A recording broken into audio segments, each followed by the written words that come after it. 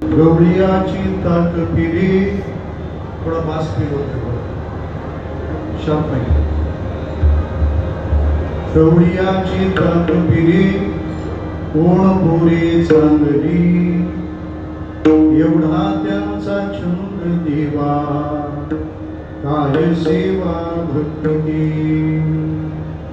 काय उपास पडिले होते गण्या भोवते विदुराच्या एवढा त्यांचा छंद देवा काय सेवा भक्ती तुका म्हणे तुझ्या दासी रूप दाशी हीन कळा एवढा त्यांचा छंद देवा काय सेवा भक्ती पांडुरंगा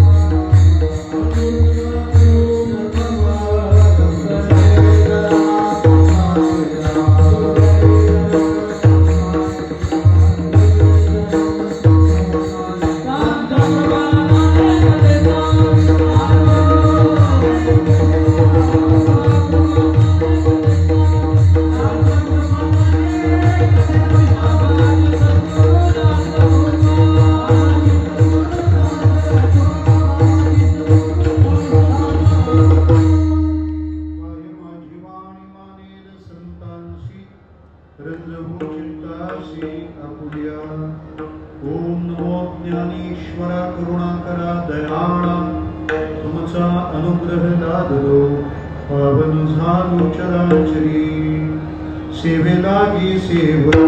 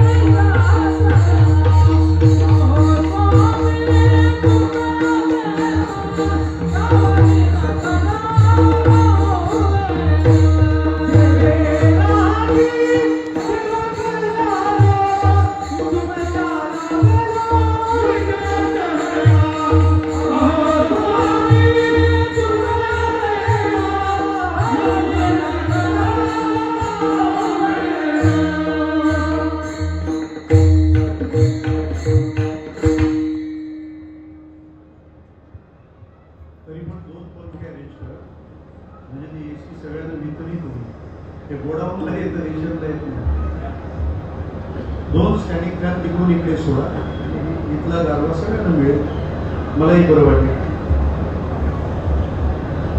भगवान स्वरूप आपण सर्व श्रोत्र वृंदांच्या चरणारविंदी विनम्र भावाने वंदन करतो. कीर्तन सेवेकरिता आपल्या पुढे सादर केलेला अभंग जगद्गुरु तुकाराम महाराज यांचा 4 चरणांचा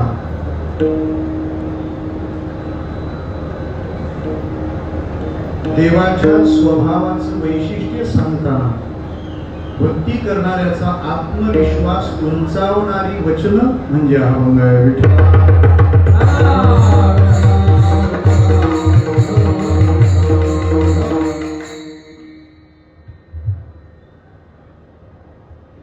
पुरुषोत्तम मासाच्या निमित्ताने कृष्ण हा पुरुष कसा उत्तम आहे याची चर्चा झाली पाहिजे म्हणून हा अभंग आपल्या पुढ्यात ठेवला आहे. शिवमहापुराणाचं 7 दिवस आपण यथापती यथावकाश केलेलं गायन आणि त्याची परिसमाप्ती त्याची पूर्णाहुती आज या ठिकाणी पार पडताना ही सगळी मेहनत ज्यांनी केली आहे अर्थात श्रीराम विठ्ठल रुक्माई मित्र मंडळ आणि त्यांच्या सोबतीला ग्रामस्थ मंडळ डोंगऱ्याचा पाणी म्हणजे हा उत्सव या गावच्या पोरांनी केलेला आहे. आणि तुकोबाराय म्हणतात कोण पोरे चांगली विठ्ठला.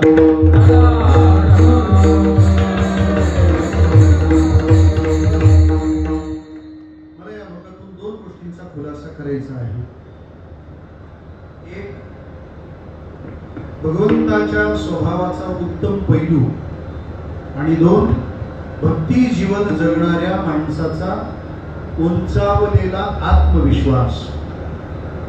पुरुषोत्तम मासाच्या निमित्ताने या युवकांनी अत्यंत श्रद्धेने प्रेमाने हाती घेतलेला उपक्रम आणि तोही 2008-9 सालापासून सुरू आहे. 3 वर्षाचं बळ ते एकवटत असतात आणि त्यातून अधिक मासाचा उत्सव करत असतात.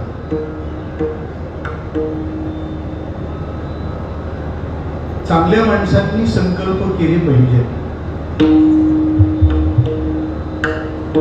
किंबहुना चांगुलपणा जर संकल्प रहित असेल तर त्याचा आमच्या लेखी काहीच मोल नाही. माणूस फार चांगला आहे पण करत काहीच नाही. उपयोग काय त्याचा? गळा गोड आहे, एक अभंगात नाही, काय करणार? हाताला चव फार आहे पण चहा सुद्धा ठेवायला तयार नाही. त्या बाईला कोण कौतुक करीत तिचं? जिच्या हाताला चव आहे तिने किचन सोडलंच नाही पाहिजे. ज्याचा गळा गोड आहे त्यांनी अभंग सोडलीच नाही पाहिजे. ज्याच्या बोटांमध्ये जादू आहे त्याने मृदंगाला बाजूला ठेवलीच नाही पाहिजे. तसं जो सज्जन आहे त्यांनी संकल्प सोडले नाही पाहिजे.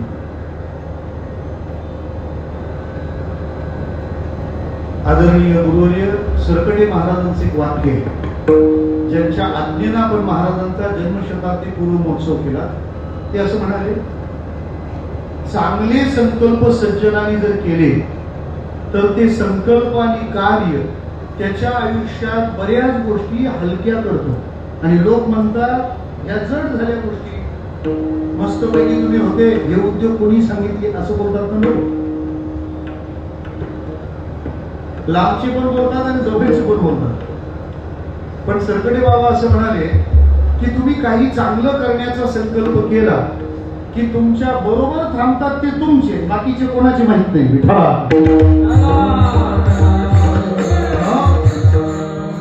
त्यामुळे कोणत्याच महाराजांनी रिकाम राहू नये. महाराज रिकामा राहिला की त्याच्या घरी रिकामी लोक वाढत जातात. महाराजांनी सतत कामातच राहिलं पाहिजे, नाही तर महाराज कामातून जाऊ शकतो. आणि काम करणाऱ्या माणसाला धसका घेतात. ते म्हणतात हा महाराज गुरुपौर्णिमेलाच बरा असतात, तर तिथे गेल्यावर हा ढोर मेहनत करतो, आपल्याला पण काम करायला लागेल. आणि श्रोते हो, या जगातली दुर्जन माणसं, आता बघा आपल्याला इतकं गरम होतंय, एसी लावून पण ते लोक दुपारी 1:30 वाजता तेवढ्या उन्हात कसे उभे राहत असतील. यो टावेल भिजवलं का तो टावेल, पण देह जावो अथवा त्याचं टायमिंग कसं असतं? किती किती टायमिंग असतं? दुपारी 1:30 ना विठाला.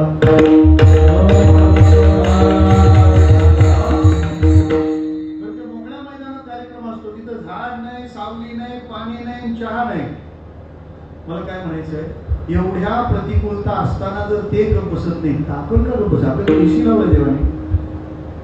चांगल्या माणसांनी संकल्प करत राहिलं पाहिजे, कारण देवदत्त ज्या ऊर्जा आहेत त्या योग्य वेळी कृतीत घातल्या पाहिजे. या मुलांचं कौतुक त्यासाठीच त्यांच्या प्रपंचाचा उभारीचा काळ असताना अत्यंत दिव्य अशा उपक्रमाचे संकल्प त्यांनी केले आणि ते नेटानं पार पाडण्यासाठी किती मेहनत आहे तुम्हाला माहिती. हे सगळं आपल्याला करण्यासाठी जे बॅनर लावलेत ना, हे फ्रेम वेल्डिंग करून त्याला स्टिक केलंय आणि ह्या फ्रेम साठी त्याला 2.25 टन स्टील आणावं लागलं. किती? 2.25 टन. आणि हे सगळं वेल्डिंग करताना ह्या वेल्डिंगचा 1 रुपयाही मजुरी जाऊ नये म्हणून ह्याच मंडळातल्या मुलांनी दिवस रात्र जागून स्वतःच्या हाताने ह्या फ्रेम वेल्ड केलेले आहेत.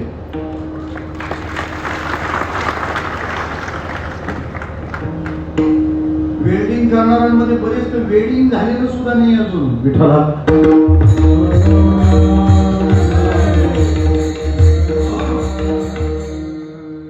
त्यामुळे इतकी मेहनत, इतका विचार, इतकी बारीक बाब, तितकीच तत्परता. आणि अशा सगळ्या उपक्रमशील युवकांना तुमच्या सर्वांची साथ आहे. मी आता येताना महेशला विचारलं, तरी म्हटलं मी काल आव्हान दिलं, लोक त्या कोपऱ्यात गेली का नाही? म्हणजे बऱ्यापैकी गेली, म्हणजे बऱ्यापैकी राहिली.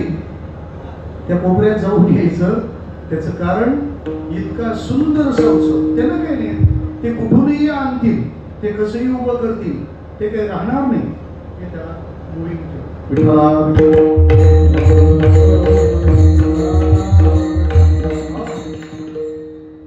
मग ते कुठूनही उभं करतील, पण त्यात माझा वाटा असला पाहिजे या भावनेनं आपण सर्वांनी तो शब्द काल राखला.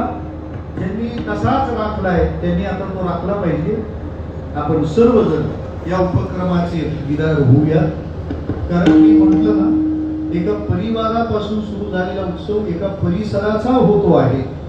ही व्यापकता आपल्याला अत्यंत आनंददायी आहे. अशा हा शिव महापुराण कथेचा शेवट काल्याच्या कीर्तनाने होतो. हे सगळं असं होणं संयुक्तिक आहे. कारण विज्ञान किंवा तर्क बाजूला ठेवून आपला संप्रदाय काही स्वीकारत नाही. विज्ञान तरी नाही तर तर्क तरी भावना तरी.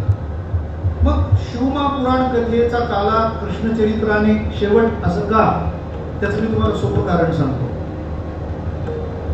निवृत्तीनाथ महाराजांनी आपली गुरु परंपरा सांगितली. त्यांचा एक भला मोठा अभंग आहे 6 चरणांचा. कोणता? आदिनाथ उमा बीज प्रकटली. या अभंगाचा पहिला शब्द कोणता आहे? आदिनाथ. आदिनाथ म्हणजे महादेव. आणि या अभंगाचा शेवटचा शब्द कोणता आहे माहिती आहे? कोळ हे पावन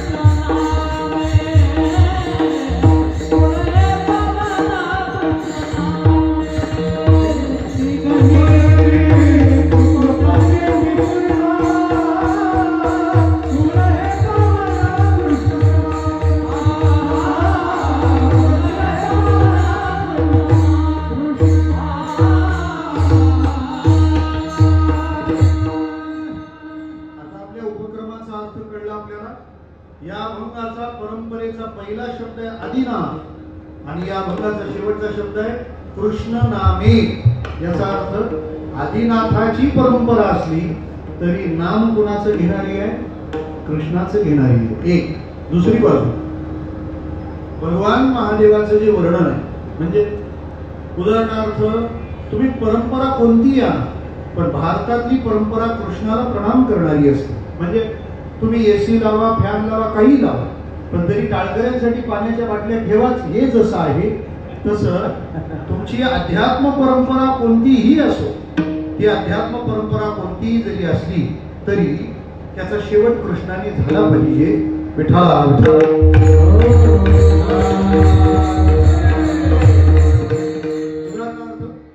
आपण शिवमहापुराण ऐकलंय ना, मग शिवमहापुराण ज्याचा त्या शिवजींचं वर्णन काय आहे?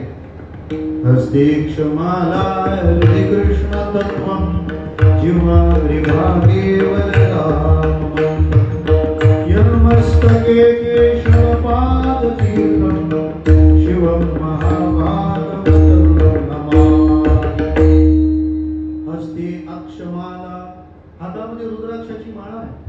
हृदय कृष्ण तत्वं, त्या शिवाच्या हृदयामध्ये तत्व आहे कृष्ण आणि जीवाच्या आग्रावर मंत्र आहे राम. डोक्यावर तीर्थ आहे केशव पाद तीर्थ म्हणजे गंगाजी. असे महादेव त्यांना आपण वंदन करतो आहोत. म्हणून शेवट काल्याच्या कीर्तनाने कृष्णचरित्राच्या गायनाने झाला पाहिजे. आणि आपल्या संप्रदायाचा संकेत की आपलं आराध्य दैवत श्रीकृष्ण आहे. मला कधी विचारलं विठोबाच्या आई वडिलांचं नाव काय? विठ्ठला.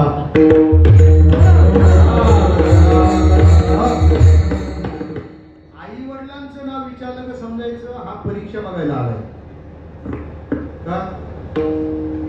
श्रावण बाळ, पुंडलिक यांच्या आई वडिलांचे नाव विचारायला ते जनगणना अधिकारी आहेत संप्रदायातले.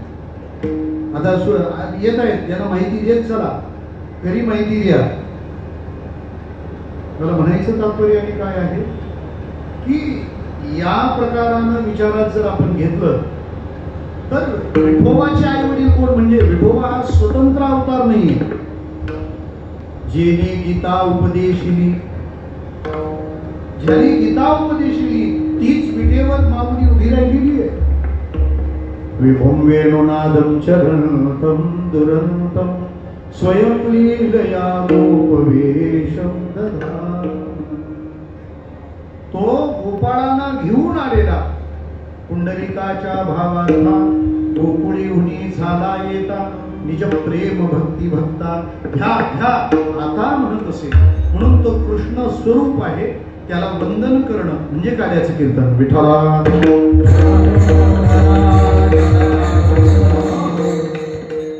हा अभंग घेण्याची मी दोन कारणं आपल्या पुढ्यात ठेवली. पहिलं कारण कोणतं, सवय तर माझी काही जाणार नाही, तुम्हाला लावून घ्यावी लागेल. आणि ज्याच्यासोबत राहायचंय त्याची जर ती सवय केली नसेल तर त्याची आपल्याला सवय करून घ्यायची असते. विठ्ठला दारूच्या नवऱ्याबरोबर संसार करणारी बाई त्याची दारूची सवय सहन करते का नाही, तशी सवय आहे. मला विचारायची सवय आहे. कोणते दोन मुद्दे, एक पुरुषोत्तम मास आहे, त्या उत्तम पुरुषाचं उत्तमत्व काय आहे, त्याच्या स्वभावाचं वैशिष्ट्य आम्हाला अभ्यासता आलं पाहिजे. एक. आणि दुसरी बाब आहे कोण पोरे चांगली, आत्मविश्वासहीन झालेल्या भक्ती जीवन जगणाऱ्यांचा तो कसा उंचावे याची महाराजांनी अभंगात केलेली व्यवस्था. या एका अभंगाच्या दोन प्रस्तावना आहेत आणि प्रस्तावना हीच श्रीमंती असते. विठ्ठला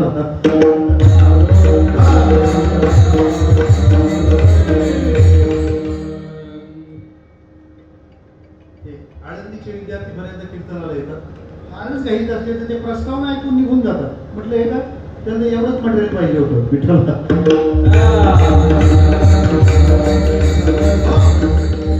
त्या अभंगाचा जन्म का झालाय ते त्या प्रस्तावनेत असतं. दोन प्रस्तावना. पहिली प्रस्तावना आहे त्या पुरुषाचं उत्तमत्व काय आहे. कारण क्षर आणि अक्षर पुरुष सांगताना उत्तम पुरुषस्त्वन्य,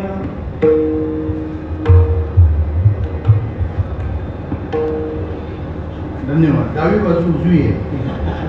उत्तम पुरुष कसा, कोणत्या कारणाने. एखाद्या माणसाचं उत्तमत्व ठरवत असताना आपल्याला त्याच्या तीन बाबी अभ्यासायच्या असतात. त्याचं स्वरूप, त्याचं सामर्थ्य आणि त्याचा स्वभाव. या तीन गोष्टी आपला परिचय प्रत्येकाचा. आपला पण परिचय स्वरूप, सामर्थ्य, स्वभाव आहे. आधार कार्ड, पॅन कार्ड आणि पासपोर्ट. विठ्ठला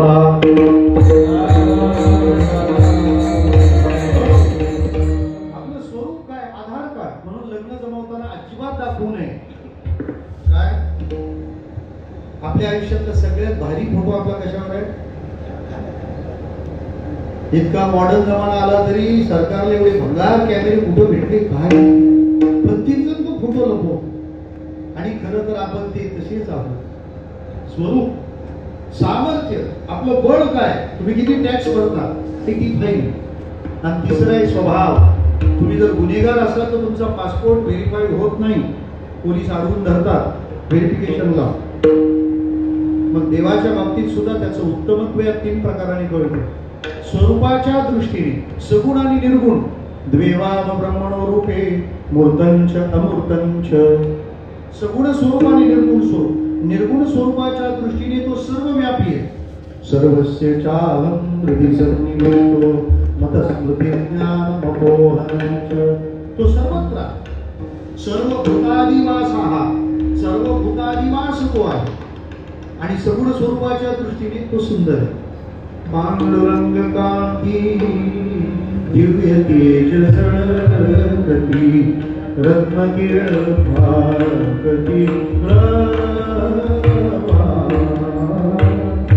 मूळ हे लता दिदीने गायले, पण तरी ऐकण्यातली आशा वेगळी आहे. विठ्ठला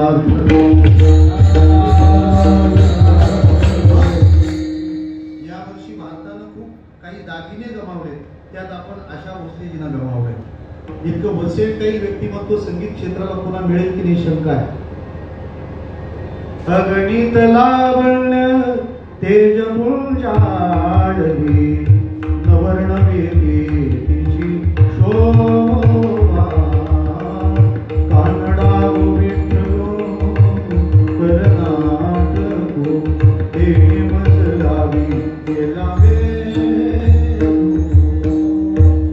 या जगामध्ये ज्यांचं ज्यांचं सौंदर्य तुम्हाला मोहित करतं त्या सगळ्यांच्या ठिकाणी सुंदरतेची जी शोभा आहे ती कृष्णाची आहे. जो सकळ सौंदर्याची शोभा, जो लावण्याचा अतिवालभा, ज्याची या अंग संग प्रभा आणि शोभा जगाशी. त्याचं स्वरूप, त्याच्या सामर्थ्याचा विचार आपण काय करणार? न करवे अर्थ उपनिषद.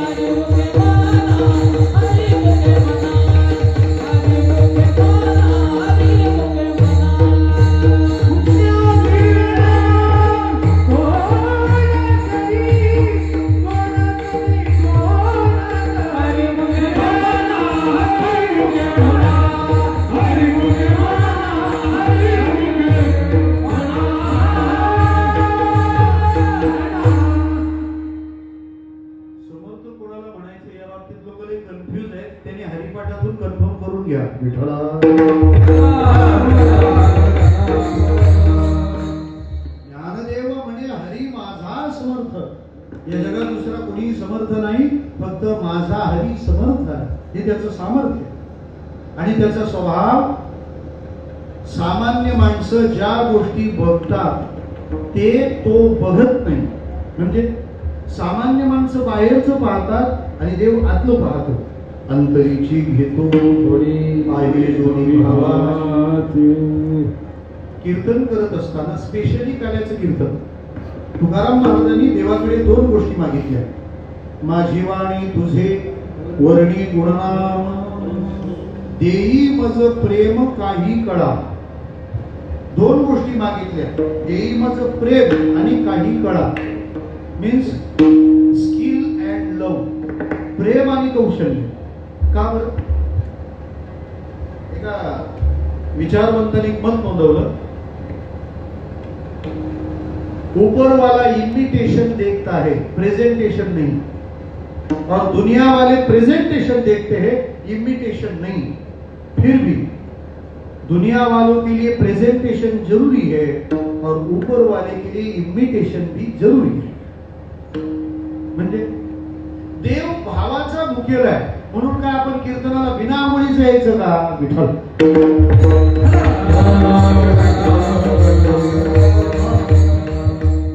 प्रमाण आपल्याकडं मामूल आहे. न लगी आंघोळी. आपण दुसऱ्याला वास येईल ना आपला, त्याचं काय? आपला सहवास नको कोणाला. विठ्ठल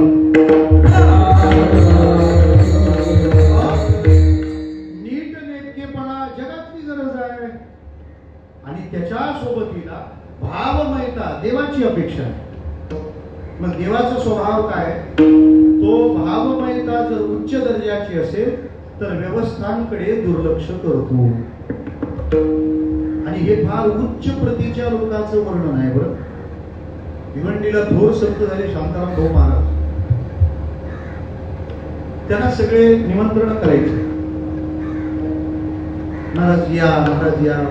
त्यांना एकदा प्रसादाला बोलावलं. भिवंडीमध्ये भुईवाडा आहे, तिथे कोळी आणि मांगेली लोक राहतात आणि संत शक्यतो कोणाला नाही म्हणत नाही. उलट ज्याला सगळे नाही म्हणतात ना संत, त्याला पहिलं हो म्हणतात. हे संतांचं लक्षण आहे. जे का रंजली गांजली त्याशी म्हणजे.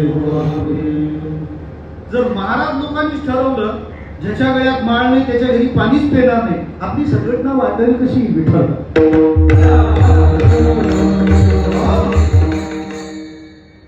माझं तर स्ट्रिक्टली सांगणं असतं काय, अशाच घरी पाठवायची तर एक पण हवं नाही. असं करून करून बऱ्याच संघटना मी फोडल्या. गेलं पाहिजे तिथं आपण, त्यांना आपलं म्हटलं पाहिजे. त्यांच्याही भावना असतात. बिचारे अभिदाना त्या दिवशी गॅस सिलेंडर सगळं धुतात आणि त्याच्यात रविवारी बोलावलं असेल तर मग बघायलाच नको. भांडी सेपरेट आणून ठेवतात. हे आणून ठेवतात असं समजा, किंवा जे बोलवतात त्याने आणून ठेवावी असं पण समजा.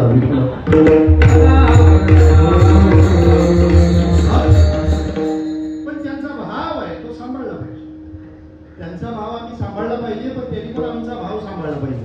की आपल्या गळ्यात माळ नाही तरी पण महाराज येतात, आता तरी घातली पाहिजे. नाही तर त्यांनी लोकांना सांगायचं आमच्या गळ्यात माळ नाही तरी महाराज आमची जिथं जेवतो विठा.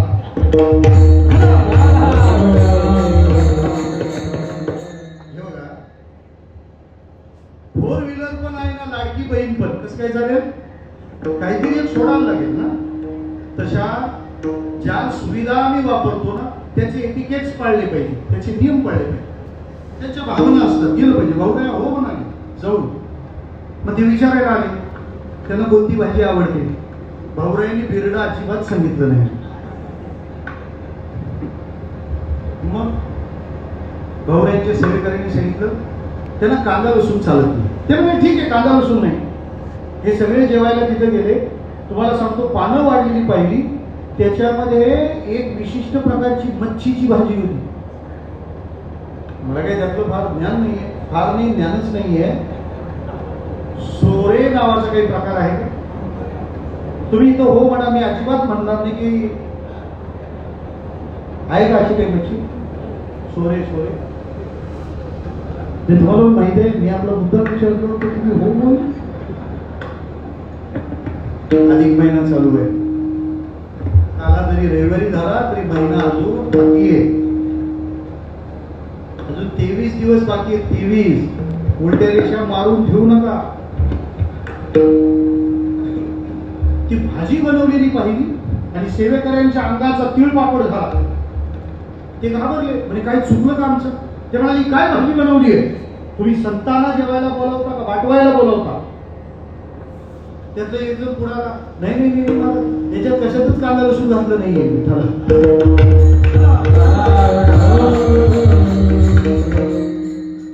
सगळ्यांना म्हटलं आता भाऊराया संतापून निघून जाते. ते भाऊरायाने ऐकलं, म्हणाले ठीक आहे राहू दे, आपल्याला यांच्याकडे जेवायचं आता. बरं ते आले म्हणे निदान हे ताटं तरी बदला, म्हणजे ताटं हेच राहू दे. दुसऱ्या मग ताटातली भाजी तरी बाजूला काढा. भाऊराया म्हणाले भाजी पण नाही बाजूला काढायची, ती तिथंच राहू द्या. ती मच्छीची भाजी त्याच ताटात ठेवून भाऊराया ब्रह्मानंदात तल्लीन होऊन इतर प्रसाद सेवन करतात. का बरं? कारण त्या बिचाऱ्या कोळी मागेली लोकांना यातलं काही तंत्र माहित नव्हतं, पण त्यांची भाऊरायांना बोलावण्याची श्रद्धा मात्र उंचीची होती. आता पुढे सांगतो, हे भाऊरायांना जमलंय त्यांनाच करू द्या. आपण लय वीस घ्यायला जाऊ नका. ते भाऊराय आहे विठ्ठल.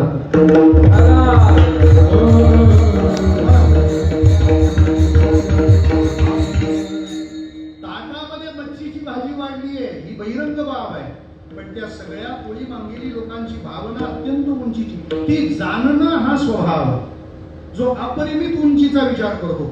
नाहीतर लोक प्रतिष्ठित आणि प्रसिद्ध लोकांच्या मागे धावले नसते.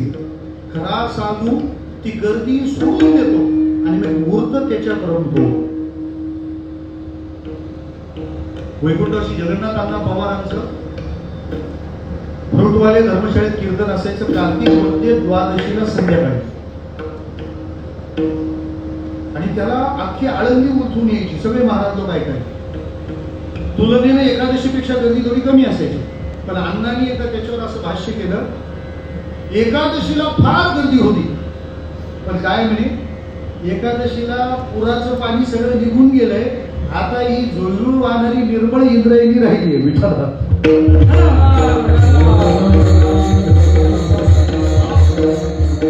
पद प्रतिष्ठा याच्या पलीकडे जाऊ आपण त्याचा मूळ भाव समजून घेतला पाहिजे. कीर्तनाला येणाऱ्या लोकांना पण आम्ही सांगतो की आम्ही सेलिब्रिटी पर्सन म्हणून आम्हाला कुठे नेऊ नका, टीव्ही स्टार म्हणून अजिबात नेऊ नका, त्याने तुमचे स्टार अजिबात बदलायचे नाही. अध्यात्मातलं काहीतरी सांगणारा आपला कुणीतरी सखा आहे, आपला कुणीतरी माणूस आहे, आणि तो आपल्याला सांगतो, एवढंच त्या दृष्टीने ऐका. We are not crowd puller.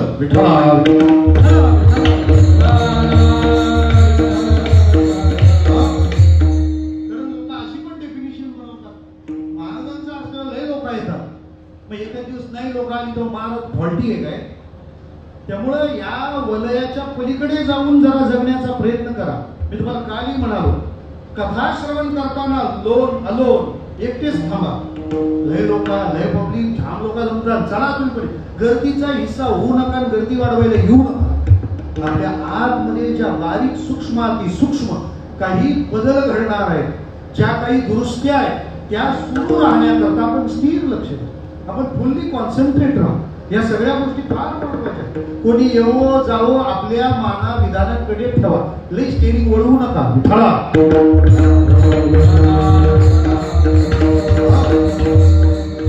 आपल्या ती क्षमता नसते. एक पंखा जरी आला तर 2 तास एकीकडे बघायला जड जातं का आपल्याला? हे अजिबात चांगल्या श्रोत्याचं लक्षण नाही. आपण अंतरंग व्हा. इकडचं जग तिकडे बदललं तरी आपल्या श्रवण निष्ठा स्थिर असल्या पाहिजेत, हे आपण ध्यानात घ्या. मग देवाच्या स्वभावाचं वैशिष्ट्य कळलं की तो आत्म पाहतो, ही एक प्रस्तावना. दुसरी प्रस्तावना कोणती आहे? भक्तीचं जीवन जो जगायला निघालेला आहे, त्या भक्ती जीवन जगणाऱ्याला कधी कधी आत्मविश्वासाला क्षती पोहोचते, त्याचा कॉन्फिडन्स लो होतो. का बरं लो होतो? बऱ्याचदा तो नकारात्मक लोकांमध्ये फसतो आणि ती लोक त्याला सतत हॅमरिंग करत असतात. काय देवाचा, आणि तो श्लोक पण तसेच वाचतो, मनुष्याणां सहस्रेषु, आहे ना सगळ्यात, आस्तेची या महापुरी रिगता ती कोटीवली, प्राप्तीची या पहिलं किरी विपाळीला गेली. तो प्रमाण सुद्धा अशीच म्हणतो, ब्रह्मादिका पार.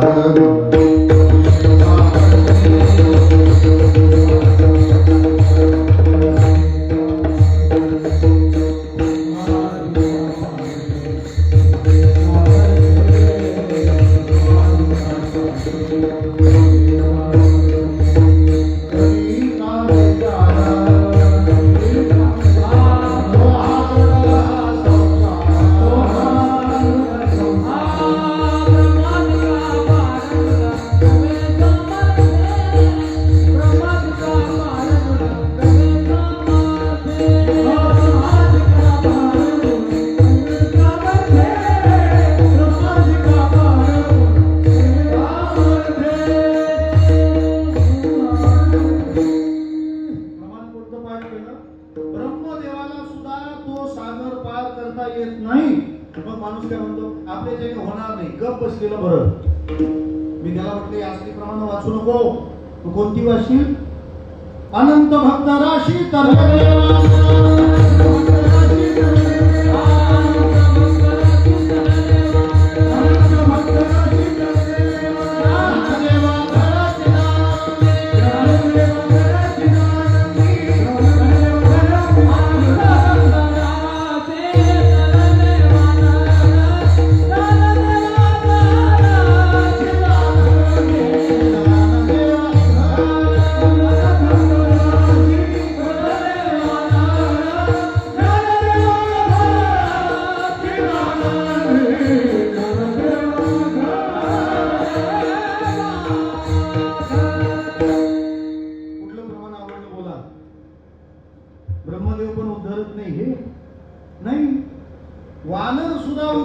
प्रमाणात हे प्रमाण आपण वाचलं पाहिजे. बी पॉझिटिव्ह.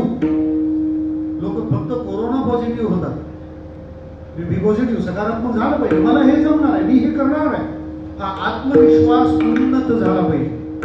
आणि हा वाढण्यासाठी संतांजवळ थांबलं पाहिजे. लोकांचा प्रॉब्लेम सांगतो, तुम्हाला ज्यांच्या सोबत राहायला आवडतं त्यांची सोबत तुमच्या उपयोगाची नाही, आणि ज्यांची सोबत उपयोगाची आहे त्यांच्या सोबत राहायला आवडत नाही. हा मोठा प्रॉब्लेम. लोकांना कोणाच्या सोबत राहायला आवडतं? जो स्तुती करतो त्याच्या. मग काय तुझं काय काय फक्त एक वडापावसाठी ते चाललेलं असतं. विठ्ठला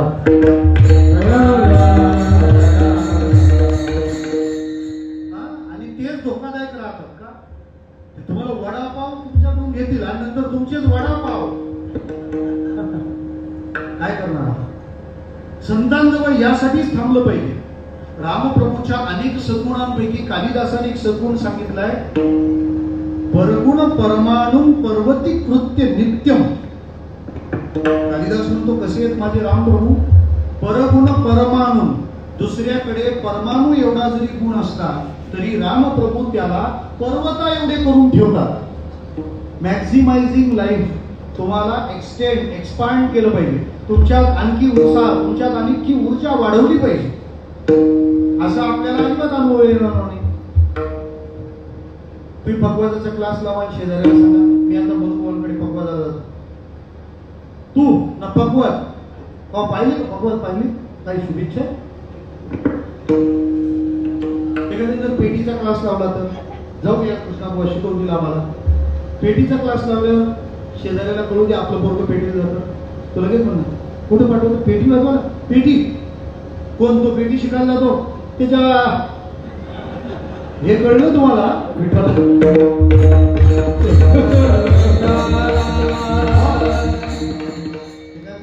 यांची संता झालेली, त्यामुळे पुढचा श्लोक माहित होता. काही शुभेच्छा आहेत लोकांच्या. मी 17 वर्षे ब्राह्मणांमध्ये राहिलो. ते मला वारकरी ब्राह्मण म्हणायचे. त्यांच्यात इतक्या बारीक सारीक गोष्टी जपल्या जातात.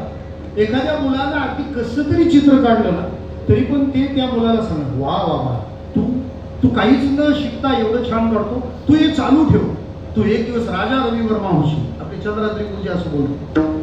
आता राजा रवी वर्मा कुठं आणि हा कुठं? पण नेहमी आपल्या समोर उच्चतम असं ध्येय ठेवलं गेलं, जे दिसलं की माणूस ते पार करतोच. काळजी आता आपण अशी घेऊया, कोणीही काहीही वेगळं आणि चांगलं करत असेल त्याला मदत करता आली नाही तरी चालेल, पण त्याचा उत्साह भंग होणार नाही. ते पाप आपण करू नका. रसभंगाचा पाप करण्याचं आपल्याला काही कारण नाही. काही कारण आपल्याला जमलं नाही ना, आपल्याला जमणार नाही ना, आपल्याला जाता येणार नाही ना, त्याला अडवू नका. जी माणसं वारीला जात नाही ना ते दुसऱ्याला जाऊन पण देत नाही. तो जर म्हणाला ना मी वारीला, तुला माहित आहे का जेवायला चांगला नसतं, तू काय जेवायला जन्माला आलाय का? तुकाराम महाराजांनी पाहिलं लोकांकडे, हे भजन मार्गी व्हायला निघाले, पण आत्मविश्वास यांना पुढे जाऊ देत नाही. का? कारण तो अल्प प्रमाणात आहे. त्यामुळे यांना सारखं वाटतं आपण भजन करायला निघलो, पण देव भेटेल की नाही, देव कृपा करेल की नाही. त्याचं कारण यांच्या प्रापंचिक बाजू दुबळे आहे. आणि तुकाराम महाराजांचा तर जीव तळमळतो तो यासाठी, जे माझ्याकडे नाही म्हणून मला देव भेटणार नाही असं यांना वाटतं. त्या गोष्टींचा देव भेटण्याशी काही मात्र संबंध नाही. काही मात्र संबंध नाही. सांगू आपल्याला, ज्याच्याकडे जे करण्याची क्षमता नाही आणि त्याने ते जर केलं नाही तर आश्चर्य नाही, कारण त्याच्याकडे ती क्षमताच नव्हती. एखादा गाढव जर अजून पंढरपूरला गेला नसेल तर कोणाला राग येईल का? त्याला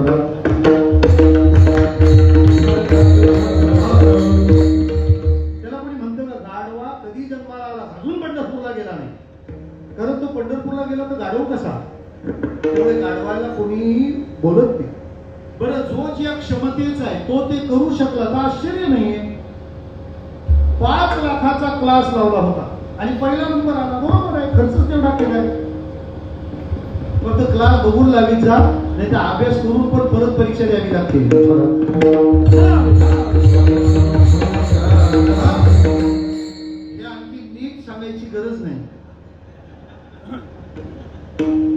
तिसरा वर्ग आहे जो ज्या क्षमतेचा नाही आणि तरी पण तो ते करतो.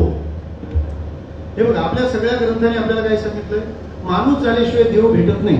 याची जन्मी घडे देवाचे भजन आणि गळे ज्ञान नाही तो. बहुता जन्मांती जन्मला असणारा देव तो सोयरा करी आता. पशु काय पाप पुण्य जाणार?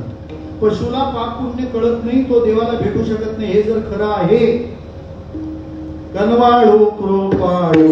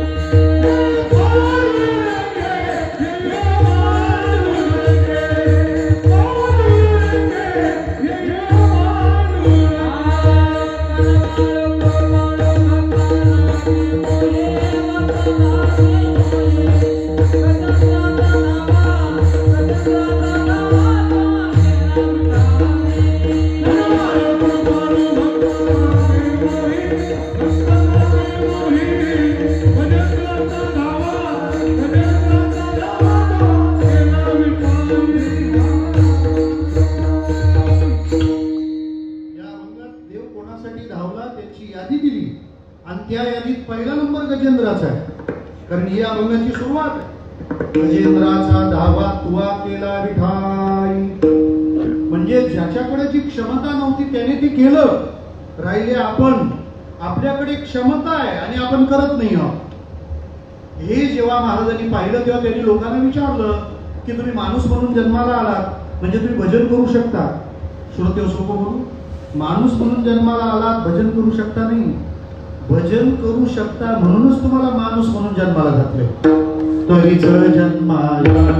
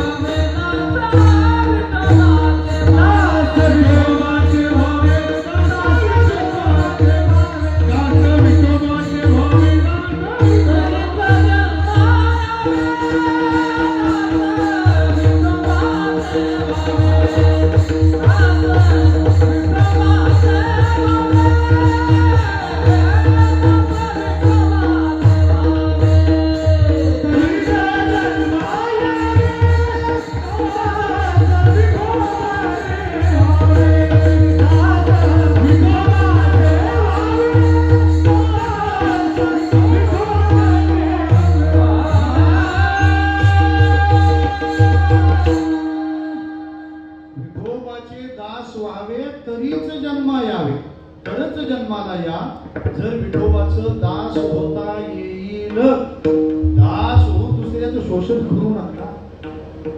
मग आपण जन्माला आलोय, माणूस आहोत. गजेंद्राला देव भेटू शकतो तर आपल्याला पण भेटू शकतो.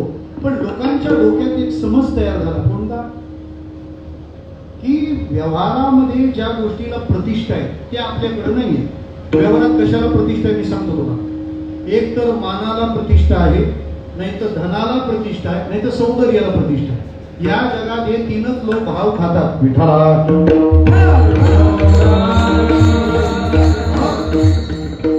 आणि या सगळ्यामुळे देव फक्त भाव खातो. जमलं तर पा, नाही तर राहू द्या, लास्ट पर्यंत त्रास देऊ नये.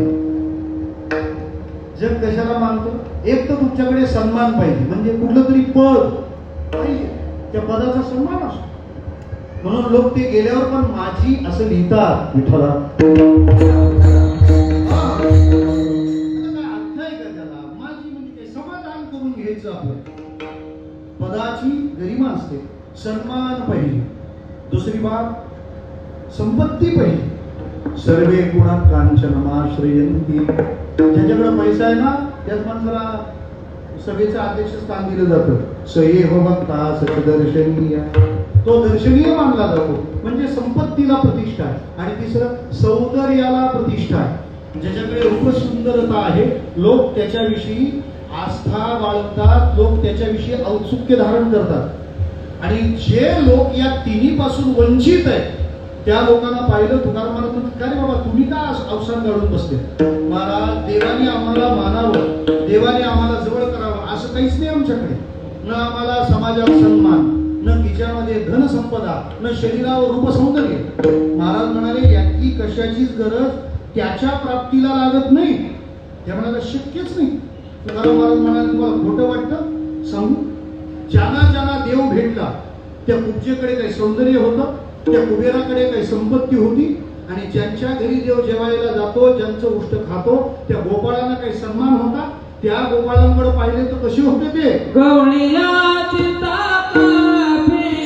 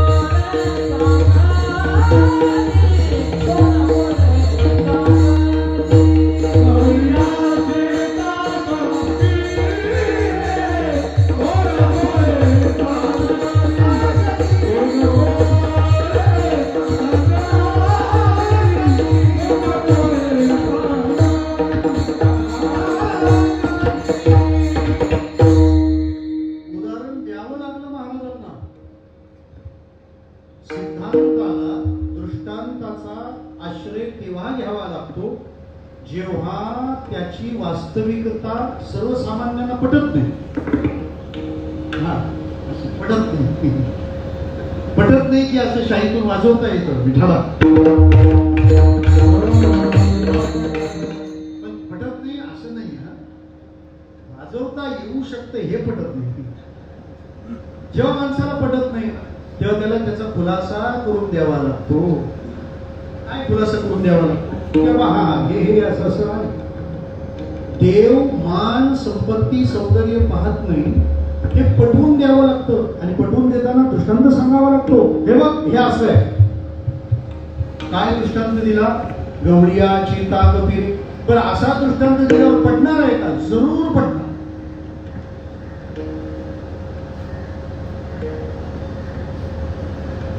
दोन गावांना जोडणारे जे रस्ते असतात त्यांच्या मध्ये मध्ये ओढी असतात, ओढी छोटे छोटे. त्या दोन्ही गावांमधून एखादा ओढा असतो, त्या दोन्ही गावांना लई ओढा असतो एकमेकांचा. त्याच्यामुळे सारखे इकडून तिकडं तिकडून इकडं ये जा करत असतात. आणि थोडा पाऊस पडला का ते पुलावरून पाणी जातं. पूल छोटे छोटे असले की लवकर उडतात.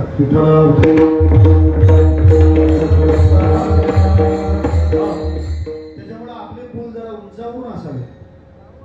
थोडा पूर आला का बुडाला, जरा पूर आला का बुडाला.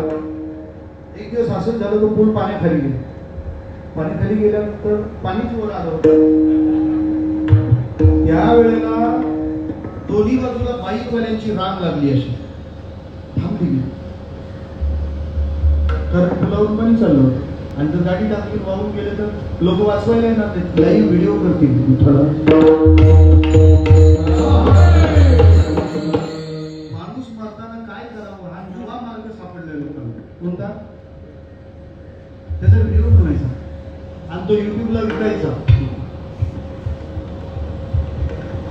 ते बाईकवाले दोन्ही बाजूला थांबले, कोणी जाईना. एवढ्यात एक पक्का घाईवाला आणि लागला हॉर्न वाजवायला. मी कशा हॉर्न वाजवतो? तू काय ढोकऱ्याच्या पाण्याचं गल्लीतून चाललंय का? हॉर्न वाजवल्या पुढची गाडी थांबवून राहील. विठ्ठला तो पण आधी नंबर प्लेट बघतो. 46 असलं तरच थांबतो. 04 असलं अंगावर येतो.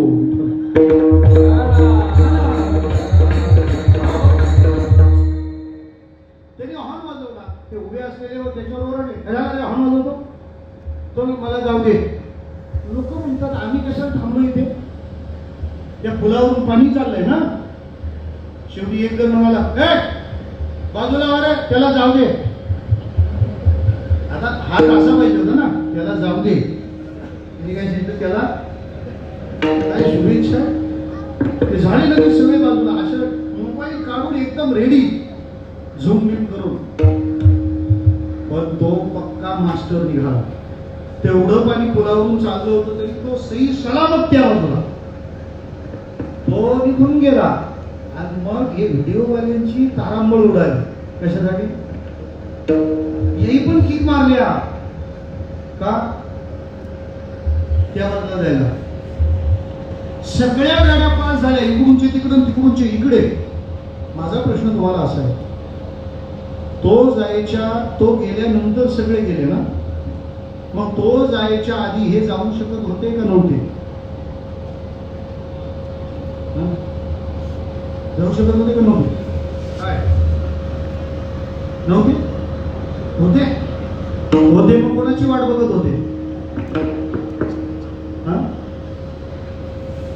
जाऊ शकत होते. मी त्याच्याशिवाय पुढे जाऊ शकत नाही. ते जाऊ शकत होते का नाही? काय म्हणणं आहे तुमचं? विद्यालय जाऊ शकत होते. कोणाची वाट बघत होते? कुणीतरी अशा परिस्थितीतून जाऊ शकतो हे माझ्या डोळ्यांनी बघितल्याशिवाय माझा विश्वास बसणार नाही. तो जाताना दिसला. आम्ही गेलो. वामन बाबा, सावराम बाबा, अप्पा माऊली, राजाराम महाराज या सगळ्यांना आम्ही कीर्तनाने देवापर्यंत पोहोचलेले बघितले. मग आम्हाला कॉन्फिडन्स आला, आम्ही जाऊ शकतो.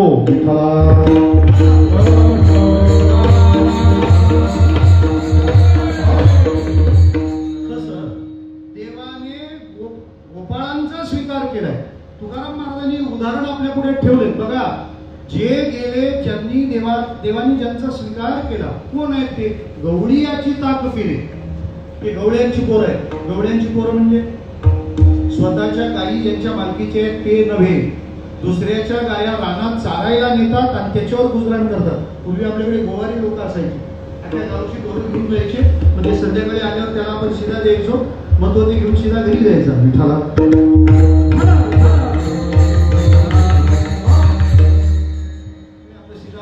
काय म्हणतो त्यांना गोवारी म्हणतात. इंग्लिश मध्ये त्यांना काऊ हर्ड बॉय असं नाव आहे.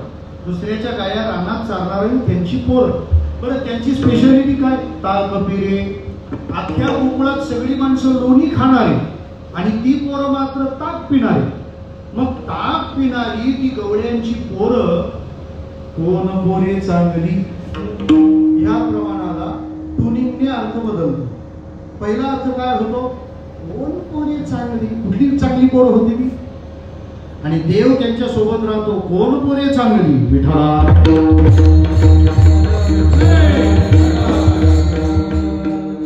मराठी ही अशी भाषा आहे की तुमच्या उच्चाराचा टोन जरी बदलला तरी अर्थ बदलतो. त्याच्यासाठी टोन बदलायची गरज नाही. टोन बदला नुसता. सांगतो तुम्ही एखाद्याला फक्त असं म्हणा, तू ना तू खूप शहाणा आहेस. काय म्हणायचं त्याला? काय म्हणायचं त्याच्यापेक्षा कसं म्हणायचं ते ऐका. काय म्हणायचं त्याला? त्याला जवळ घेऊन त्या बाळाला म्हणायचं तू खूप शहाणा आहेस. हेच वाक्य जर बदलून म्हटलं तर तू जास्त शहाणा आहेस. कोण पोरे चांगली, कोण पोरे चांगली. काय ती पोरं कोण चांगली आहेत ती? नावं तरी कशी? वाकड्या, बोबड्या, पेंद्या. पूर्वी नावं काढ ठेवायला राशीवाल्याकडे जात नव्हते. लोक माणूस अंदाज पाहूनच नाव ठेवायचे. एखादा काळा असेल तर त्याचं नावच सावळ्या, गोरा असेल तर भुऱ्या, सडपातळ असेल तो वाळक्या, झाड असेल तो ढोल्या. घरच्या घरी पंचा. माझा ज्या गोपाळाचं नाव वाकड्या होतं कसा असेल तो? हा जाऊन वाचला नागराज मंजुळेनी विठाला. त्याने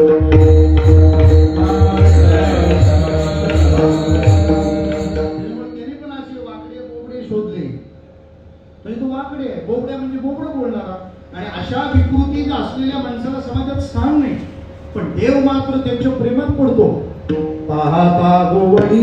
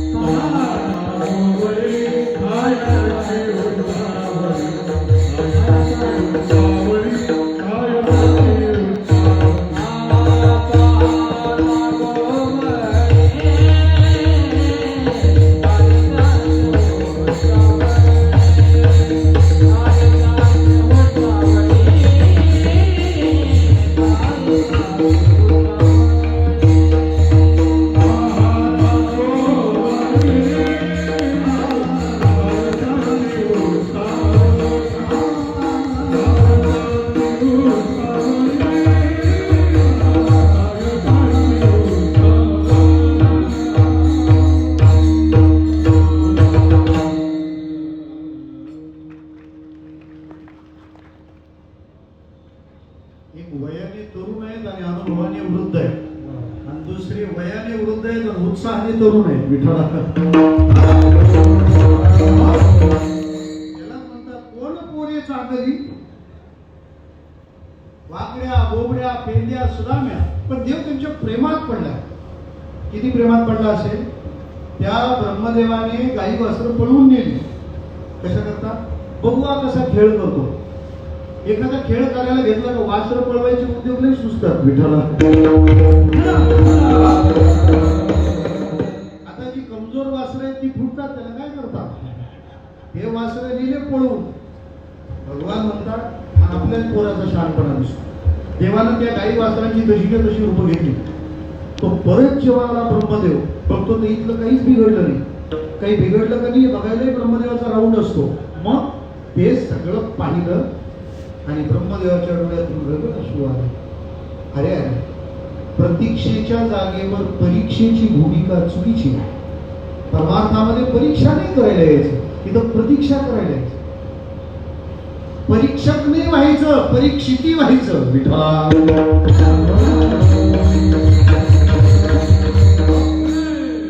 ब्रह्मदेवाने ते पाहिलं आणि त्या गोपाळांच्या भाग्याचा त्याला हेवा वाटला. मी कोण कोरे चांगली यासाठी बोलतो. काय चाललं होतं? त्या गोपाळाने कृष्णाच्या गळ्यात हात घातला होता. काय डेअरिंग आहे हो. आता लोक महाराज लोकांची हात मिळवून पाहत आहेत.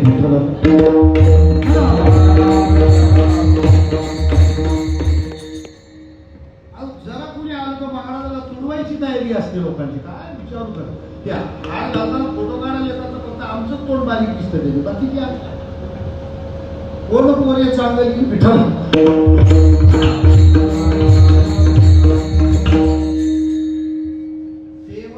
देवाच्या गळ्यात हात कोणाचा? गोपाळांचा. काय भाग्य असेल.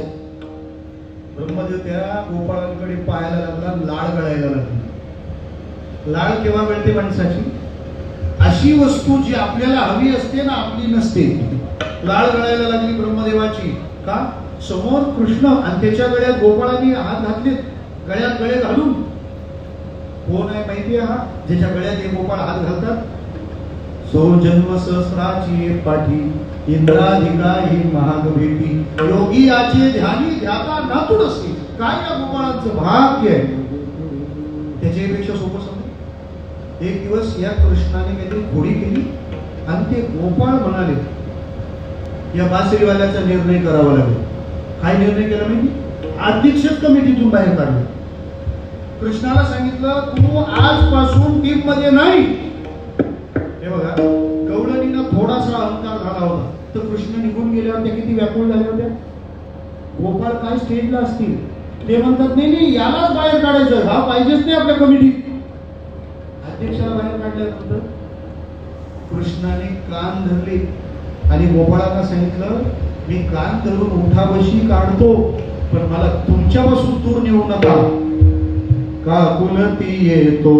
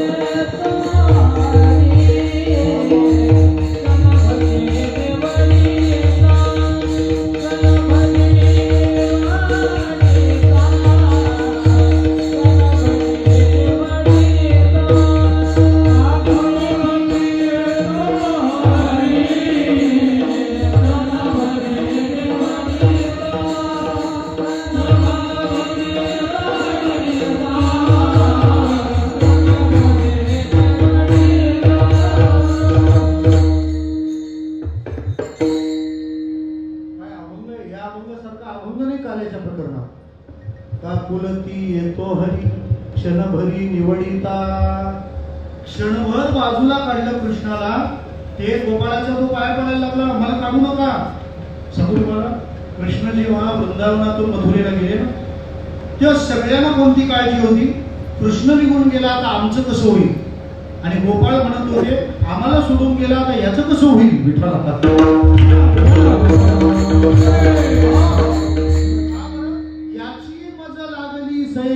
यांची मला आता सवय लागली आहे, हे गोपाळ नसते तर जमणार नाही. असं चित्र पाहिलं ब्रह्मदेवाने. आणि त्या ब्रह्मदेवाने भगवंताची स्तुती केली. स्तुती अशी केली आहे, देवा माझ्याकडून झाली ती चूक झाली, पण आईच्या उदरात बालक वाढतं तेव्हा ते 7व्या 8व्या महिन्यानंतर आईला पोटातून लाथा मारतं. त्यांनी लाथ मारली का आईला जसं बरं वाटतं, तसं मी जी चूक केली त्याचं तुला बरं वाटू दे. ब्रह्मदेव स्तुती पण तेवढ्या डोक्याने असेल. देव लगेच खुश, बोल काय पाहिजे ब्रह्मदेवा. ते जिथं घडलं ते वृंदावनात, ते गाव आहे चौमुहा. आता काल झालं का, ताजी टिकता काढून जाऊन या विठ्ठला. किती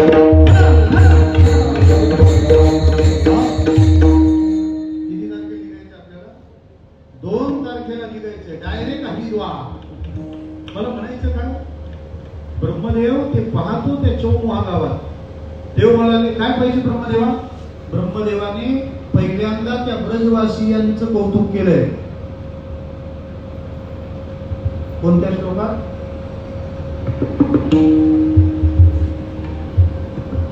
वृंदावनवासी ब्रजवासी भाग्यवान आहेत की भगवंत त्यांचा मित्र आहे. यन्मित्रं परमानंदम पूर्ण ब्रह्म सनातनम. काय सुरुवात? अरे यंत्रपात सांगता विठ्ठला.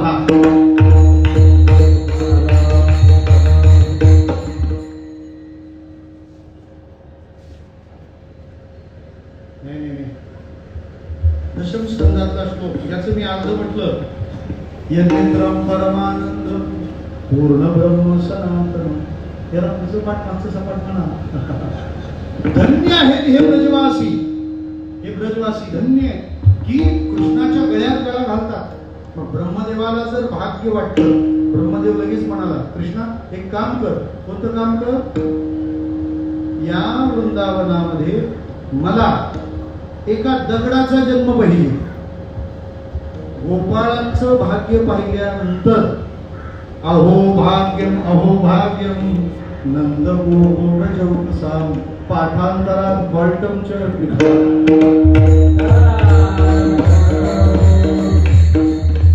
काकडा सोडल्याच लक्षण आहे. अहो भाग्यम नंद गोकुळसाम यन्मित्रं परमानंदम पूर्ण ब्रह्म सनातन. या गोपाळांसारखं मला मिळालं पाहिजे. कोण म्हणतो? ब्रह्मदेव. ब्रह्मदेव कोण असतो? ब्राह्मणाच्या पोटी 100 जन्म घेऊन ब्रह्मकर्म केल्यावर जो होतो तो. काय म्हणतो? या वृंदावनात मला दगड व्हायचंय, म्हणजे या दगडावर ते गोपाळ बसतील आणि मला त्यांचा सहवास मिळेल. आणि त्या गोपाळाला गोकुळात किती किंमत आहे? 0. विठ्ठला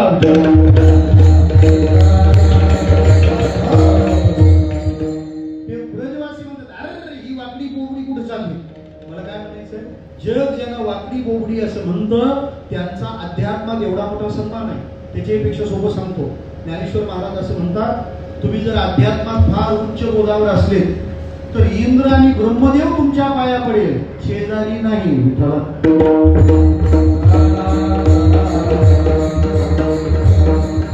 वंचना करती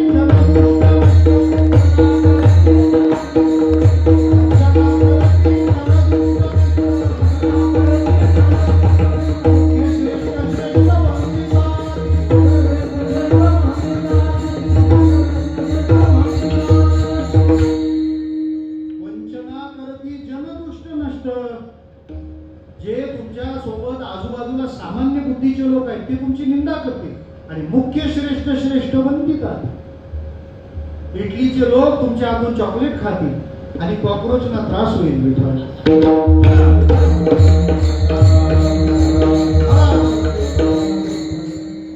काय असे ते गोपाळ आहे. मग तुकाराम महाराज म्हणतात, ज्यांना समाजात अजिबात सन्मान नाही त्या गोपाळांचा जर एवढा महिमा आहे, त्या गोपाळांना एवढी मान्यता आहे, तर मग तुमचं काम का होणार नाही?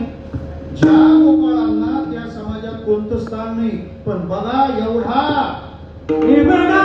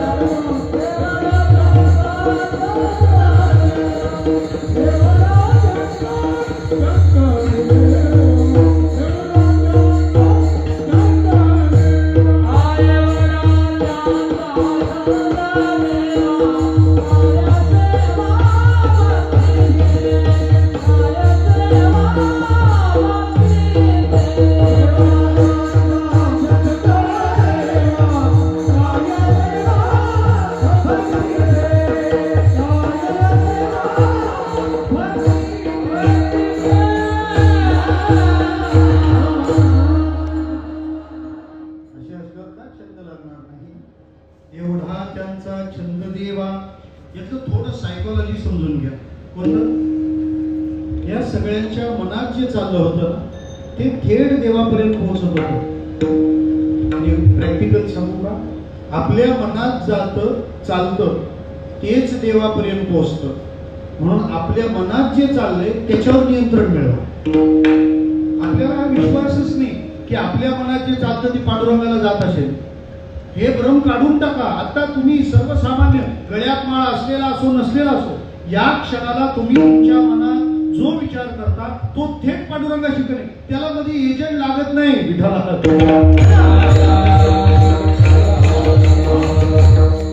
समजा तुम्ही आता बसला तिथं डोळे मिटून आणि गेला मथुरेतून वृंदावनाला, यमुनेच्या तीरावर त्या वंशीवटाखाली कृष्ण वेणुवादन करतोय.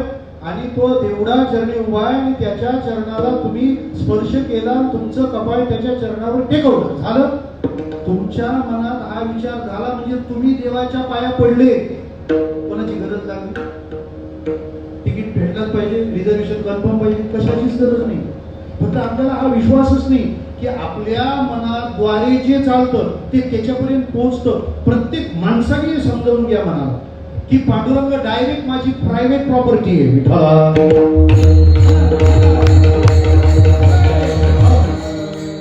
त्याच्यामुळे परमात्मा शो पीस काहीच कामाचे नाही. तर देव जाणतो मनाचं स्टेटस.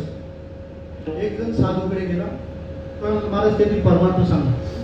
महाराज म्हणाले चांगलं आहे, सत्कर्म करीचा दान धर्म, पावती मारायला सांगू नका, तुमच्यात काय असेल तर सांगा. विठ्ठला साधू म्हणाले तुला नाही त्या कोपऱ्यात नेत गे. ते म्हणजे फुकटातला परमार्थ सांगा. ते म्हणाले एकच परमार्थ फुकटातलं आहे, मानस पूजा. त्याला खर्च येत नाही. मानस पूजा म्हणजे चंदनाचा चौरंग आणायचा, विरंपण करून त्याला चांदीचं ते मकर बनवायचं, त्याच्यावर पुढे सोन्याच्या गुरुपादुका स्थापन करायच्या, त्याला मग अभिषेक घालायचा, पंचामृताचा, दूध प्युअर आणायचं, 200 रुपये लिटर, केसर पैलगामचं, त्याच्यात सगळा काजू मसाला हे ते घालून मस्त देवाला आंघोळ, अंतराने स्नान सगळं करायचं, देवाला नैवेद्य दाखवायचं. पण हे सगळं कुठं करायचं? मना. त्याची दररोजची ती मानस पूजा सुरू आहे. पण तो होता जातीचा कंजूस. हा, ती माणसं बरोबर ती जात दाखवतात. काय केलं माहितीये, एक दिवस त्याने असं पूजेला दूध काढलं आणि त्याच्यात साखर टाकली. हे सगळं कुठे चाललंय? डोंगराच्या पाड्यात नाही म्हणा. आणि ती साखर टाकताना चुकून 2 चमचे पडली. रोज टाकायचा नियम किती होता? 1 चमचा. 2 चमचे साखर पडली, ही वाया जाईल, नंतर उपयोगाला येईल, म्हणून त्याने त्या दुधात हात घातला. म्हणा कशासाठी? ती 1 चमचा वाढीव साखर टाकली आहे, ती असं 6 महिने चाललेलं होतं. तो ती साखर काढायला हात घातला. काय कृपा आहे महाराज, देवाने त्याचा हात धरला. क्या कर रहे हो? तो मनात देवाशी बोलला, वो शक्कर ज्यादा हो रही है इसलिए निकाल रहा हूं. भगवान बोले तेरे बाप की डाल रहा है क्या?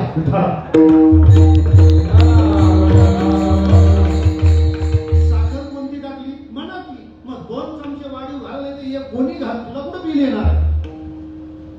विनोदाचा भाग सोडा, पण पूजा करताना देवाने हात धरला, कृपा झाली ना. फक्त मनाशी एकरूप होता. त्या मनाला प्रामाणिकपणे तिथे बसवा. हे जे बाहेरचं आहे शोष आहे ते सगळं बाजूला ठेवून द्या. हे बघा, कात टाकल्याशिवाय साप सुद्धा चमकत नसतो. विठ्ठला मग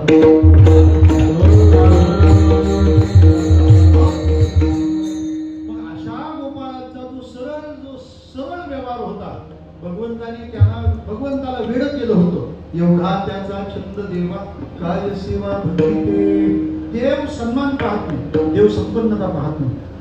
दुर्योधनाने आग्रह केला होता जेवणाचा आग्रह फार जोरदार होता. पण देवाने सांगितलं माझ्या जेवणाच्या आग्रहात एक नियम आहे. कोणता? उपाशी असेल त्यांनी जेवावं, नाही तर जेवायला घालणारा प्रेम असेल तर जेवावं. मग देवा तू का नाही जेवत? देवाने सांगितलं मी उपवाशी नाही, तुझ्या मनात आज प्रेम नाही.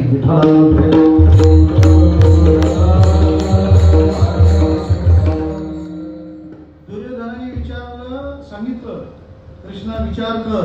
का? कारण जेवणाची व्यवस्था आणि खूप आग्रह असेल तिथं जर आपण नाही बोललो तर पुढे आपल्याला जेवायला भेटत. लग्नाची तारीख जर असली, 5 लग्न एकदम असली, आहेर करणारा माणूस ठरवून ठेवतो काय यापैकी कुठल्या आहेराला जेवायचं, बरोबर आहे का नाही? आणि ते ठिकाण असं निवडतो जिथं लई गैरसोय आहे.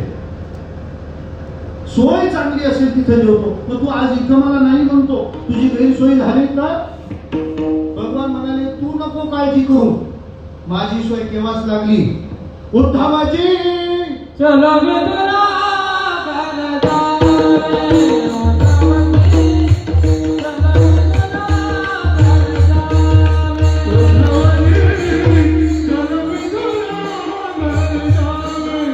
उद्धव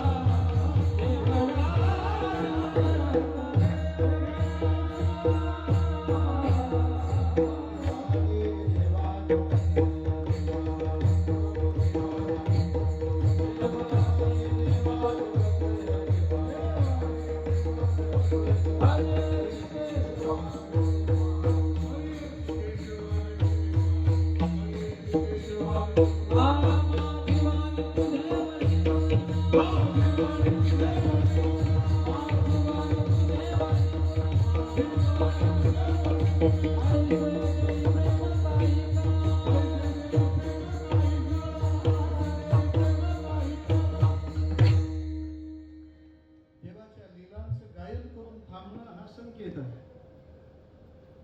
भगवान गोकुळ वृंदावनामध्ये दैनून तूप रोटी खाण्याचं काम करतात. ज्या माणसाला ज्या प्रकारचं काम करायचंय तो त्यासाठी तिथे जात असतो. त्या त्या कामासाठी किती गावं असतात. तुम्हाला ज्ञानी व्हायचंय तर तुम्ही आळंदीला गेलं पाहिजे. तुम्हाला डिग्री मिळवायची तर तुम्ही पुण्याला गेलं पाहिजे. तुम्हाला पैसा मिळवायचा तर तुम्ही मुंबईला गेलं पाहिजे. किती गाव आहे. तुम्हाला भजन करायचं तर तुम्ही पंढरपूरला गेलं पाहिजे.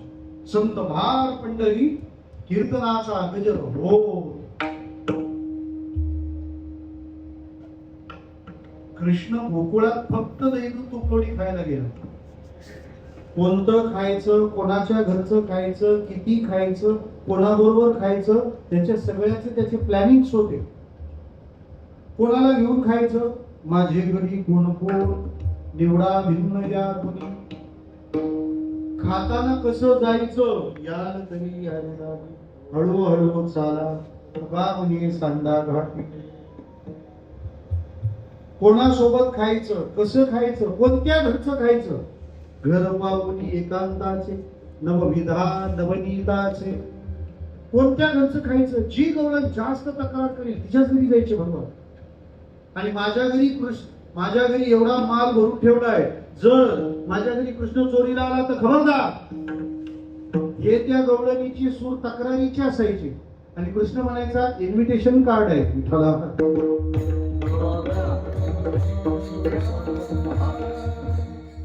गोपाळ म्हणाले तुम्ही असं कसं काय ठरवता. अरे मग तिने एवढे गोळे तयार केलेत, हे आपल्याला माहिती दिली, हे निमंत्रण आहे. आपल्याला सर्वे करायची गरजच नाही. आपल्याला मुद्देमाल सगळा पत्ता सापडलाय. त्या गोळणी निरनिराळ्या प्रकारचे प्रयत्न करायच्या, पण कृष्ण त्या सगळ्या योजना उद्ध्वस्त करायचा. एका गवळणीने असा फासा मांडला की त्या दिवशी कृष्ण सापडले. धरीला पंढरीचा गळा बांधून आलो, त्याला पकडला असं मनगट आलं. कृष्णा थांब, तुझी आई फार इतके दिवस बोलत होती. आम्ही तिला सांगायला जायचो पण ती मानायचीच नाही. उलट आमच्या तक्रारी आमच्या गळ्यात बांधायची आणि ती म्हणायची तुमच्याच अंगात फोडी आहेत. बाळ सगुण गुणाचे ताने, बाळ सगुण गुणाचे ताने,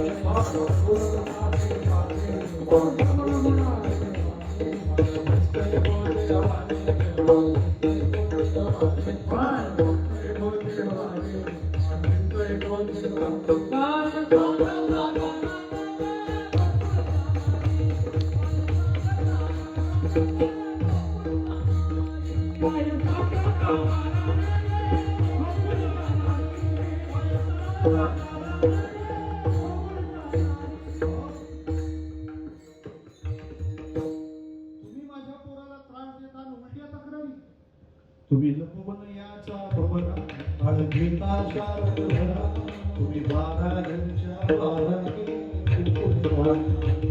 तुम्ही लपवण्याची गोटी नागतार्याची पाटी, ही एवढी जरी खोटी गोकुळच्या. तुम्ही माझ्या शारदराचं नाव सोडा आणि जर याच्यावर आरोप करता तर पकडून दाखवा. आणि नेमकं तिच्या हातात कृष्ण सापडले. कृष्णाला एका हातात धरलं, फरफटत चालवलं बाहेर.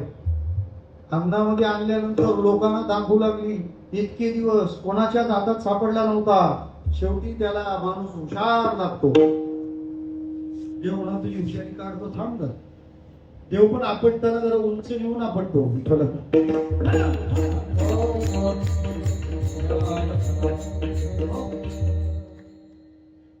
बाहेर काढलं कृष्णाला, फरफटत चालवलं. आता फरफटत नेताना दुसऱ्याचं पोरग माणूस किती प्रेमाने ओढत नाही.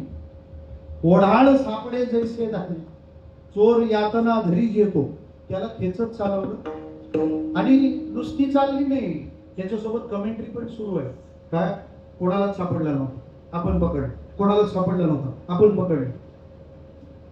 लोक तिच्याकडे बघायचे आणि फक्त हसायचे. का? एका दिसे हरी एका लेख. एकाला कृष्ण म्हणजे तिला कृष्ण दिसायचा आणि तिच्या शेजारणींना तिचंच पोरग दिसायचं. आणि ती म्हणते तुझं पोरग धरून चालवलंय, कुठं सांगते कृष्णाला पकडलं. तिने त्याच्याकडे पाहिलं की तिला कृष्ण दिसायचं. झालं होतं असं, हे रस्त्याने फरफटत नेताना कृष्णाने आपला हात तिच्या हातातून काढला आणि तिच्याच पोराचा हात तिच्या हातात दिला. गोंद्या, म्हातारी पडेल बघ, मी धरून आणली इथपर्यंत. म्हणजे फरफटत कोणाला चालवलं? तिच्याच पोराला. कृष्ण मधल्या रस्त्यातून डायरेक्ट गेली. थकले लोक पालखी सोडून मधल्या गलीतून कसे मंदिरात जातात? विठ्ठला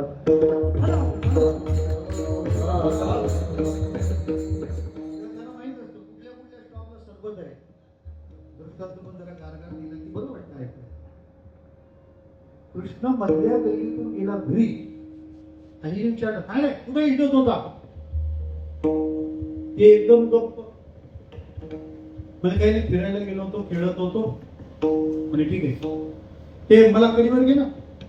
मी म्हणते हा एरवी माझ्याजवळ एक मिनिट पण थांबत नाही. आणि आज याला माझ्या कडेवर बसायचं नाही, कडेवरच घे. तिलाही वाटलं बाळाला बरेच दिवस कडेवर घेतलं नाही, ती कृष्णाला घेतलं कडेवर. ती तिकडून आली, शोभायात्रा भव्य दिव्य.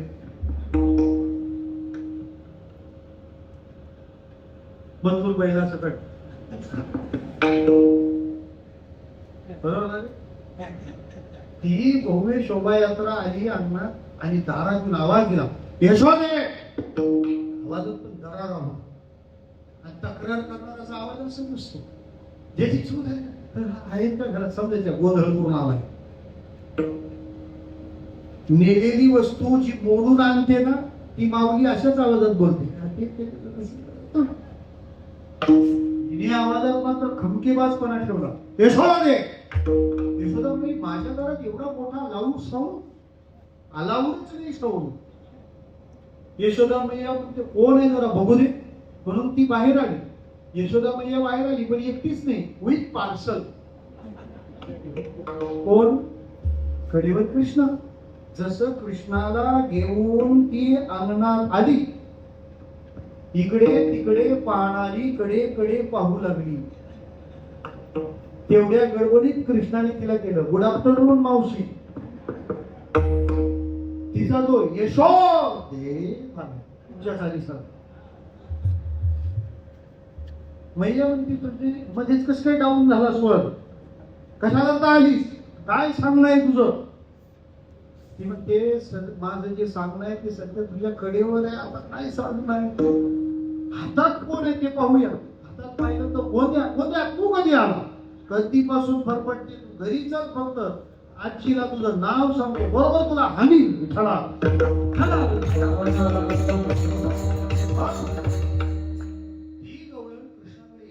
बघायला हा आपल्या हातातून निसटलाच कसा? आपण तो मजबूत पकडला होता. मैया तिला म्हणते काय ग तू कसं काय म्हणत होती? ते त्याला मी रंगी हात पकडून आणलंय. ते म्हणाले रंगी हातच पकडलं होतं, हा कधी निसटला कळला नाही. यशोदा मैया म्हणते हा कधी निसटतो ते कळत नाही.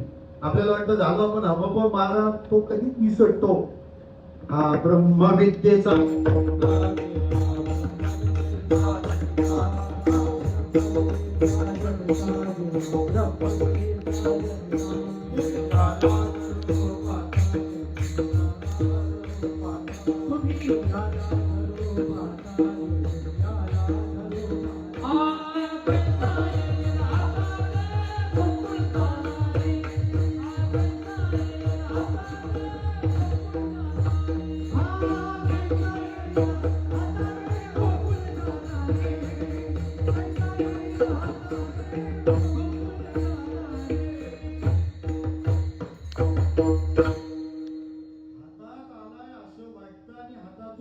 निसटतो. देवाचे म्हणून देवी येणार. आपण आता पोचलो असं आपण म्हणतो, पण मी झालो ऐसा म्हणे तो काहीच नाही, तो काहीच नाहीये. हे आपण ध्यानात घेतलं पाहिजे. त्याच्यामुळे आपल्याला महाराज वगैरे जरी लोकांनी डिक्लेअर केलं तरी आपलं नामस्मरण नीट चालू आहे का नाही वेळोवेळेला चेकिंग करत राहिलं पाहिजे. कारण हा हाताला हिसका देऊन जाण्यात एक नंबर आहे.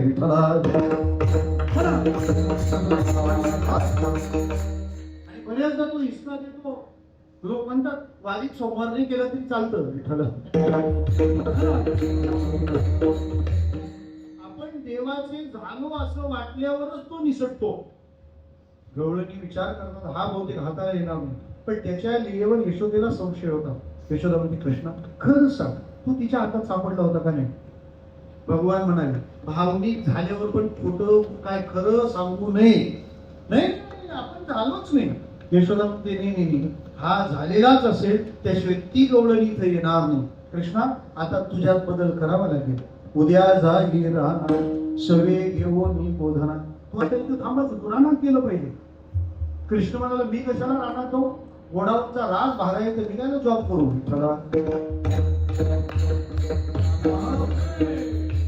आपला कृष्ण असा सांगेल ऐकायचं नाही. कृष्णाला सांगायचं काय पगार तुझ्यात नोकरीचा पाहिजे. श्रमाचा संस्कार आवश्यक आहे. सगळ्या सवयी परत लागतील. कष्टाची सवय जर मोडली तर ती परत लागत नाही. आणि परत लागते तेव्हा सवय कष्टाची नाही हरामाची राहते. लोक कुठून पण पैसे खातील त्याचा काहीच भरोसा नाही. मला म्हणायचं काय या करता कृष्णा तू रानात गेलं पाहिजे. कृष्णाला रानात धाडलं. रानात धाडल्यानंतर त्या गाया त्याचा राहायला लागले. मग आता गोपाळ रिकामी बसलं त्यांच्या गप्पा सुरू. भगवान म्हणतात या एमटी टाईमवर काम केलं पाहिजे. साधकाने जेव्हा आपण गडबडीत कामात असतो त्यावेळी नाही लक्ष दिलं तरी चालेल, पण जेव्हा आपण रिकामी असतो ना तेव्हा फार लक्ष दिलं पाहिजे. आपल्या आयुष्यात सगळ्यात वाईट सवयी आपल्याला रिकाम्या वेळेतच लागल्या. रिकामी वेळ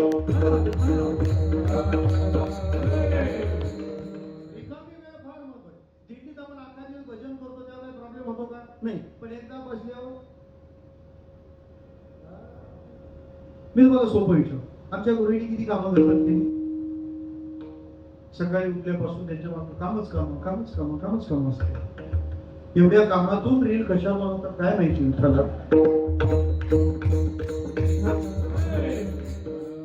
रिअल सांगतो काम आहे. आपण जेव्हा झाडलोट करतो तेव्हा कोणाची निंदा करतो का नाही. स्वयंपाक बनवतो तेव्हा कोणाची निंदा करतो का नाही. सगळ्यांना जेवायला घालतो तेव्हा कोणाची निंदा करतो का नाही. सगळ्यांना वाढतो तेव्हा निंदा करतो का नाही. भांडी घासतो तेव्हा निंदा करतो का नाही. पण सगळी कामं आटोपली की 2-4 तरी एका घराच्या पायरीवर येऊन बसले. ओम श्री परमात्मने नमः. अथ प्रथमोऽध्यायः.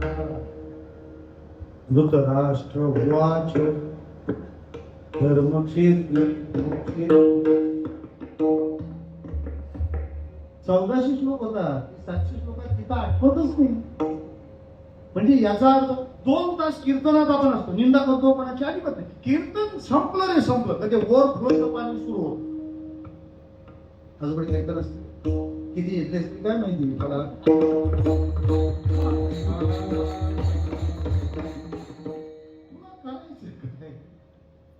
म्हणजे निंदा रिकाम्या वेळेत आहे. कृष्णाने ध्यानात घेतलं गायी चारताना हे रिकामे बसले ना तर मग त्रास देतील. यांची या वेळची सोय लावली पाहिजे. किमान 8 दिवस तरी पाऊस नाही पडला पाहिजे.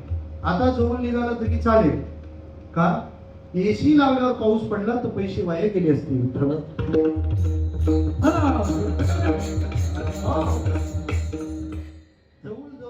आलेला आहे. मग आता करायचं काय. त्यांनी सांगितलं हे आज रविवार आहे सुट्टी आहे आपण खेळल्याशिवाय पर्याय नाही.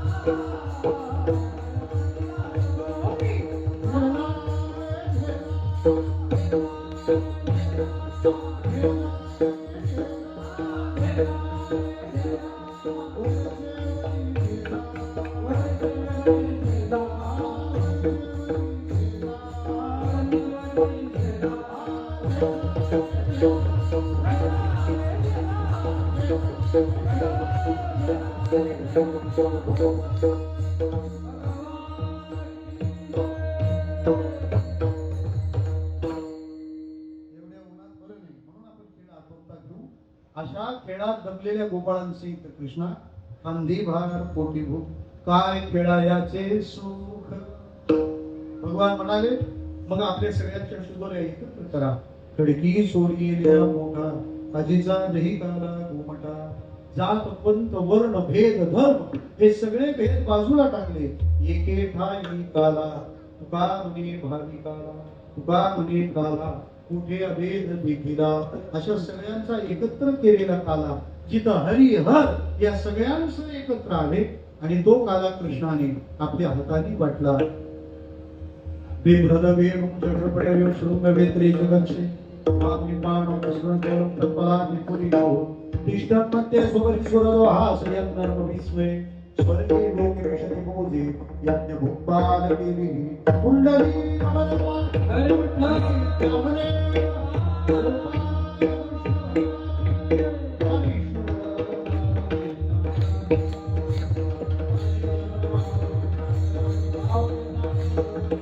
Thank you.